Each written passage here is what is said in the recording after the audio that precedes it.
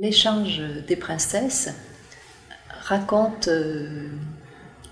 un traité entre la France et l'Espagne et le désir par le régent de consolider cette alliance entre deux pays qui avaient été en guerre par deux mariages.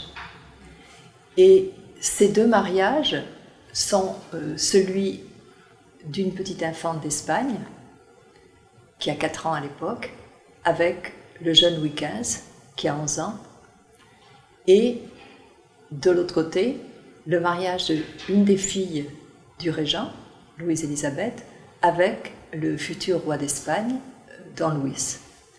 C'est une histoire symétrique.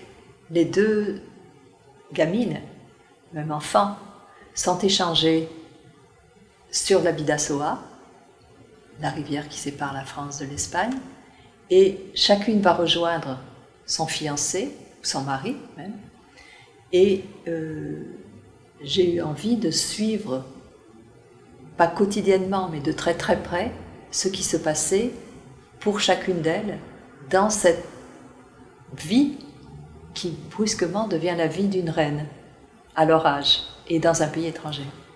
J'aime les histoires oubliées, ou les moments laissés de côté. Peut-être parce que, justement, on peut s'y glisser avec une certaine liberté. Et aussi, ça me donne le sentiment de restaurer comme un tout petit fragment dans une fresque qui n'était pas repérable. Et c'est excitant, ça a quelque chose d'une enquête aussi. Louise-Élisabeth comme Marianne Victoire sont à la fois vénérées, traitées comme des grandes princesses, et elles sont en même temps rien d'autre que les éléments d'une tractation politique. Elles ont été reines, et qu'elles soient supprimées comme ça, et que dans leur vie, elles aient été traitées en objet, je trouve que c'est